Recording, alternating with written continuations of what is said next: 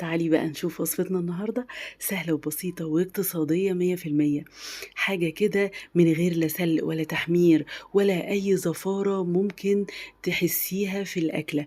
إزاي تعملي الحمام الكذاب بوصفة بكل تكاتها هتعجبك وتبهر حبايبك جدا، مش هيقدروا يفرقوا ما بينها وما بين الحمام الأصلي. كملي معايا الفيديو للآخر أكيد مش هتندمي. بسم الله الرحمن الرحيم. معانا الورك، هنبدأ نخليه بسن السكينة، نشيل العظمة اللي على جنب زي ما انتم شايفين كده بمنتهى السهولة بسن السكينة. بعد كده برضو بسن السكينة هتستخدميها طول الخلي، لكن كل العظم اللي بنستخدمه ده اوعي ترميه، تحطيه في كيس من اكياس التلاجة. وفي اي يوم ما عندكيش لا لحمه ولا فراخ تقدري تستخدميه وتسلقيه وتستخدمي الشوربه في اي اكله تحبيها. بسن السكينه بدأنا نخلي عظمه الوسط بالشكل دوت، نفرغها من الجلد بتاعها واللحم، ونحاول نفصلها بالراحه خالص من غير ما نتوغل بالسكينه جوه الورك علشان ما نقطعش اللحمه او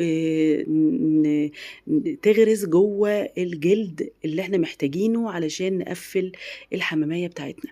بدأنا كده نخليها كويس جدا وفصلنا عظمة الوسط تماما. تمام. النقطة بقى المهمة أو الخطوة المهمة، نجيب أي سطور عندك كده أو أي كبشة تكون حادة كده زي اللي معايا، وتبدأي تخبطي خبطتين على عظمة الدبوسة. اول ما تخبطي خبطتين هتتكسر على طول جوه. وبعد كده بسن السكينه برضو هنفرغ داير ما يدور عظمه الدبوسه من اللحم من الورك بالراحه خالص من كل الاتجاهات لحد ما تفصل تماما.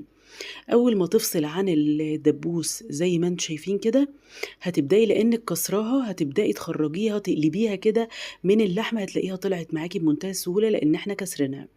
نطلع العظمة اللي فاضلة دي، وبعد كده نتأكد ان مفيش اي عظم متكسر جواها.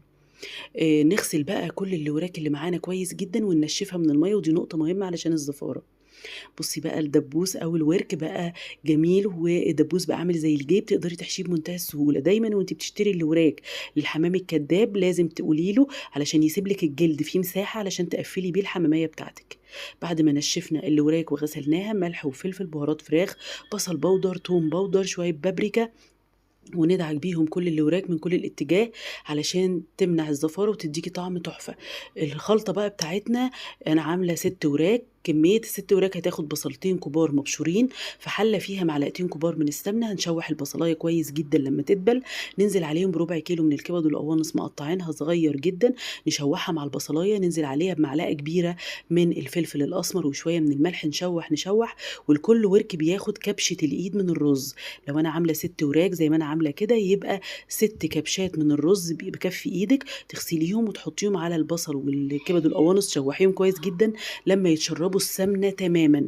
وبعد ما يتشربوا ننزل عليهم بنص كوباية من المية، نشوح كويس نص كوباية من المية لغاية ما تختفي تماما. نسيب الرز على جنب لما يبرد، نحشي الوراك بتاعتنا بالشكل ده، ونحضر طماطمتين عليهم ملح وفلفل، ونقفل طبعا الحمام بتاعنا بالخلة او تخيطيه لو تحب، بس الخلة بتبقى سهلة جدا. معلش الخطوة دي ما ظهرتش. ونحطهم في اكياس حراري ونغلفهم بالطماطم اللي احنا جبناها بشرناها وحطينا عليها ملح وفلفل بالشكل ده عشان تدينا لون تحفة بعد ما تاخد على الشواية لون. ونجيب بطاطستين زي ما انا عملت كده تحت الحمام بتاعنا، تبلتهم بنفس توابل الفراخ وحطيتهم تحت الحمام. حطيت جوه الكيس الحراري ربع كوبايه ميه مش اكتر، قفلت الكيس كويس، دخلته في صينيه على الشبكه درجه حراره 180. الفرن طبعا كان سخن قبليها، وخدت يعني ساعه بالكتير. وبعد كده بتطلعيه تقصي الكيس الحراري من فوق ياخد اللون التحفه اللي انت شايفاه ده. تظبطيه جدا في اللون، وتنشفي البطاطس بقدر الامكان من الصوص او اللي نزل من الحمام والبطاطس. وما شاء الله بصوا يا جماعه لما هنفتحها الرز مستوي جدا جدا جدا، طعم تحفه. انا مش عايزه اقول لكم ان ابني الكبير ما كانش فعلا يعني هو بيقول لي حمام، هو مش متخيل ان دي فراخ. فعليا يا جماعه هتعجبكم جدا. كنت عامله بقى شويه رز زياده كده حطيتهم تحت الحمام، شويه بطاطس محمرين. عايزه تعملي صينيه جلاش بقى في العزومات تحفه يا جماعه بتشرفك فعلا. اتمنى الوصفه تكون عجبتكم. لو استفدتي باي معلومه ولو بسيطه لايك وكومنت. لو عايزين طريقه الرز بالتفصيل في فيديو قولوا لي في الكومنتات. اشوفكم في وصفات جديده. باي باي.